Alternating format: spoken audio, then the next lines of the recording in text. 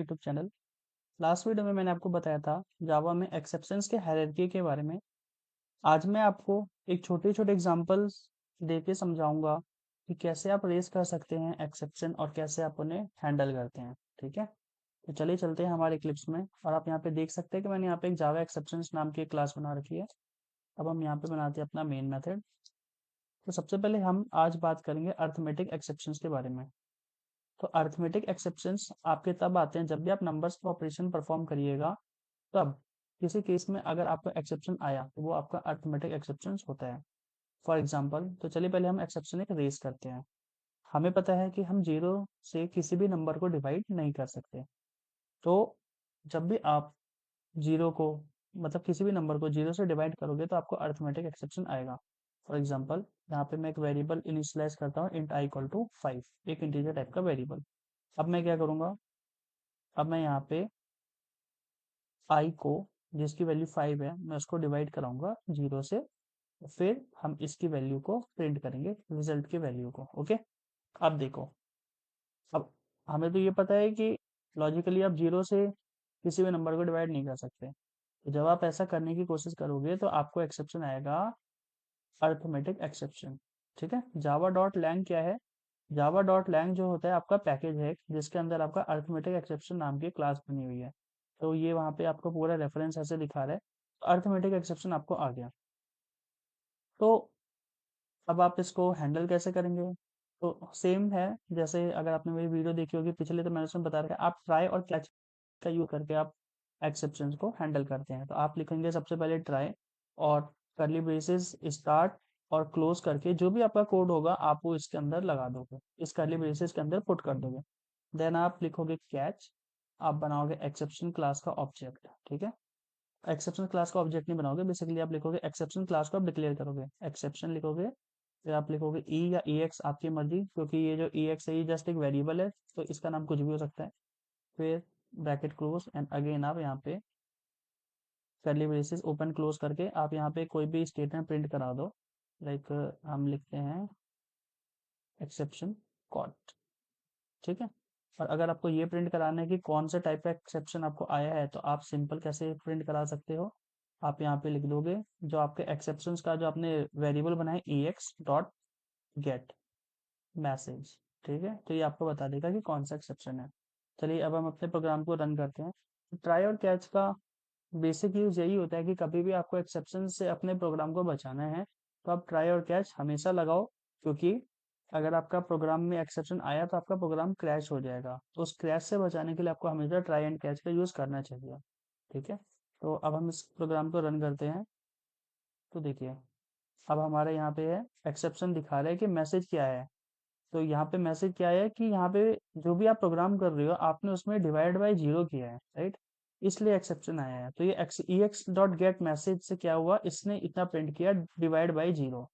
तो ये ई x dot gate message जो है ये बताना चाह रहा है कि आपने अपने नंबर्स को जीरो से डिवाइड करने की कोशिश किया, इसलिए आपको एक्सेप्शन आया है। ठीक है, तो अब हम क्या करेंगे, अगर आपको इस एक्सेप्शन को हटाना है तो आप यहाँ पे इसको सही कर लो। जो आपने जीरो हटाया आप उसको एक नंबर दे दो जो कि नॉन जीरो नंबर हो। ठीक है, अब आप इसको रन करो तो देखो आपका यहाँ पे आउटपुट आ गया। तो ये होता है आपका अरिथमेटिक एक्सेप्शन। अब जरूरी नहीं है कि जितने मैंने आपको लास्ट वीडियो में एक्सेप्शन की हायरार्की दिखाई है उतनी ही एक्सेप्शन आए।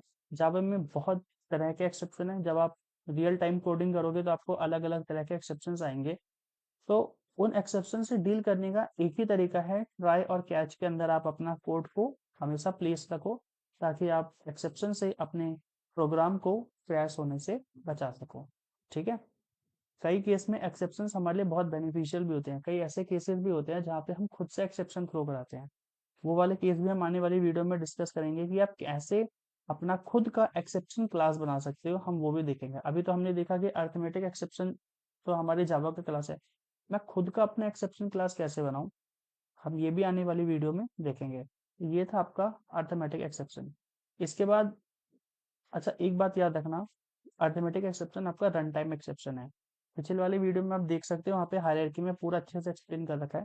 तो ये है आपका रन टाइम एक्सेप्शन का एक पहला एग्जांपल, अरिथमेटिक एक्सेप्शन। ऐसे ही अगर आपको दे नंबर फॉर्मेट एक्सेप्शन भी आता है आपका एक, तो नंबर फॉर्मेट एक्सेप्शन क्या होता है, चलिए वो देखते हैं। हम क्या करते हैं, ट्राई के अंदर के इस कोड को रीड कर देते हैं। ठीक, अब देखो यहाँ पे नंबर फॉर्मेट एक्सेप्शन क्या होता है। हम यहाँ पे लिखते हैं let's say string s1 equal to 1, ठीक, 100 लिखते हैं, चलो, या 1 लिख लो, आपकी मर्जी। अब आप क्या करोगे, अब आप इस स्ट्रिंग s1 की जो वैल्यू आप 100 है, तो 100 तो अभी यहाँ पे आपकी एज ए स्ट्रिंग वैल्यू है। आप क्या करोगे, आप इसको नंबर में कन्वर्ट करने की कोशिश करोगे।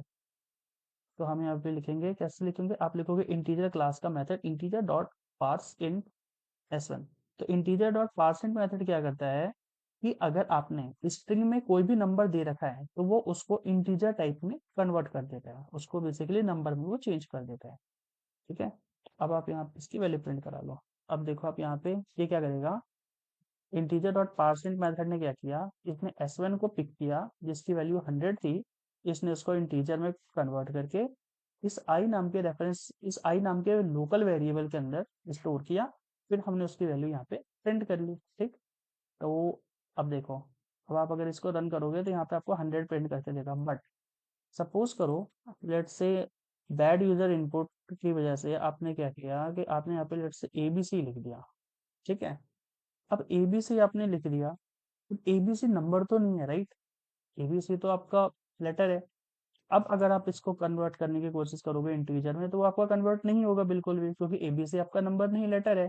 तो आपको आ जाएगा एक्सेप्शन। तो यहाँ पे मैंने हैंडलिंग लगा रखी है, एक काम करते हैं, हम यहाँ पे पूरा स्टैक ट्रेस प्रिंट कराते हैं। तो हमें अब मेथड, तो ex dot print stack trace method क्या करेगा आपका कि जहां पे भी एक्सेप्शन आएगा वो लाइन भी आपको प्रॉपर बताएगा।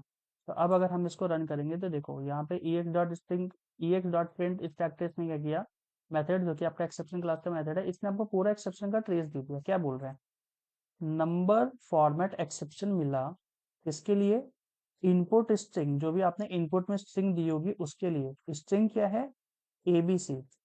ठीक है, तो ABC नाम के स्ट्रिंग मिली जिसकी वजह से नंबर फॉर्मेट एक्सेप्शन आया। प्रोग्राम में कौन से लाइन पे आया, ठीक है, तो जावा में एक्सेप्शन आपके प्रोग्राम के अंदर एक जावा एक्सेप्शन क्लास नाम का, एक जावा एक्सेप्शन नेम का क्लास बना हुआ है, उसके अंदर लाइन नंबर 10 पे एक्सेप्शन आया। तो देखो जावा एक्सेप्शन क्लास है हमारे पास, करेक्ट, इसमें लाइन नंबर 10 पे एक्सेप्शन आया, क्योंकि यहीं पे तो हम इस स्ट्रिंग को इंटीजर में चेंज कराने की कोशिश कर रहे हैं, राइट। तो स्टैक ट्रेस का ये बेनिफिट होता है, प्रिंट स्टैक ट्रेस का, कि आपको पूरा ट्रेस बता देता है, तो आपको ज्यादा सरदर्दी नहीं होती है ढूंढने में कि कहाँ पे आपका एक्सेप्शन आया। आप जस्ट ये मेथड लगा के हैंडल करो एक्सेप्शन, आपको पूरा बताएगा कि इनपुट में मेरे को ये स्ट्रिंग आई और उसकी वजह से मेरे को इस जावा एक्सेप्शन नाम की क्लास में लाइन नंबर 10 पे एक्सेप्शन आया। तो आप इजिली अपने कोड को डिबग कर सकते हो। तो ये इसका एक बेनिफिट होता है प्रिंट स्टैक टेस्ट मेथड का। तो ये देखा हमने कि क्या होता है आपका नंबर फॉर्मेट एक्सेप्शन। एक ओवरव्यू के लिए बताऊं, कभी भी आप लेटर को नंबर में चेंज करने की कोशिश करोगे using integer dot parseInt method, या और भी अलग अलग मेथड होते हैं, जैसे ये तो हमने किया कि अगर मुझे नंबर को इंटीजर में चेंज करना है तो मैं पार्सेंट लगाऊंगा, ठीक है। ऐसे ही लेट सपोज करो अगर आपको किसी भी नंबर को अगर आपको फ्लोट में चेंज करना है तो आप लिखोगे float dot parse float, float import करते हैं, float dot parse float method है आपके पास, ये स्ट्रिंग ले लेगा। ऐसे ही अगर आपको किसी नंबर को डबल में चेंज करना है, राइट, आप क्या करिएगा, आप लिखोगे डबल डॉट पार्स डबल। ऐसे ही आपके पास लॉन्ग के लिए होगा long dot parse double method, ठीक है, देखो long dot parse long method होगा। जैसे हमारे पास मल्टीपल इस तरह के मेथड होते हैं, तो आपको इनपुट को जिस भी रिक्वायर्ड टाइप के डाटा टाइप में आप चेंज करना चाहते हैं, आप उसका मेथड ऐसे यूज करके अपने डाटा टाइप को चेंज कर सकते हैं। ठीक है, तो कभी भी आपको नंबर फॉर्मेट एक्सेप्शन तभी आएगा जब अगर आपके इनपुट में स्ट्रिंग हो और आप उसको नंबर में चेंज करना चाह रहे हो। सो आई होप यहाँ तक क्लियर होगा। तो ये हमने देखा अरिथमेटिक एक्सेप्शन और नंबर फॉर्मेट एक्सेप्शन। ऐसे ही हमारे पास मल्टीपल एक्सेप्शन क्लास है, सबको गो थ्रू करना तो पॉसिबल नहीं है, बट एक चीज हमेशा याद रखना, कभी भी एक्सेप्शन आए तो हमेशा ट्राई एंड कैच ब्लॉक का ही आप यूज करना। इसके ऊपर अगर आपको कोई भी डाउट हो तो कमेंट सेक्शन में पूछ लेना मेरे से। नेक्स्ट वीडियो में आपको बताऊंगा जावा कि क्या होता है आपका एरेस, क्या होता है जावा में, और कैसे आप एरे का यूज करते हैं अपने प्रोग्रामिंग में, क्योंकि एरे एक बहुत मोर इम्पॉर्टेंट कॉन्सेप्ट है आपका प्रोग्रामिंग का। एक्सेप्शंस की बात करूं तो एक्सेप्शंस में आपका यही इतना ही है, कंपाइल टाइम, रन टाइम, और फिर वो जो है फर्दर क्लासिफिकेशंस हो जाती है उनकी। तो कभी भी याद रखना, एक्सेप्शन जो होता है हमेशा handle try and catch block का यूज़ करके किया जाता है। और भी मेथड है इनको हैंडल करने का, जो कि आपको आने वाली वीडियो में बताऊंगा। तो अभी क्या होगा आपका, अभी आपको एक एक्सेप्शन का मैंने एक ओवरव्यू दिया है, ठीक है। अब क्या होगा, अब हमारा जावा का कोर्स और एक्सेप्शंस के एग्जांपल साथ साथ चलेंगे, ठीक है। सो इस वीडियो में इतना ही। Thank you.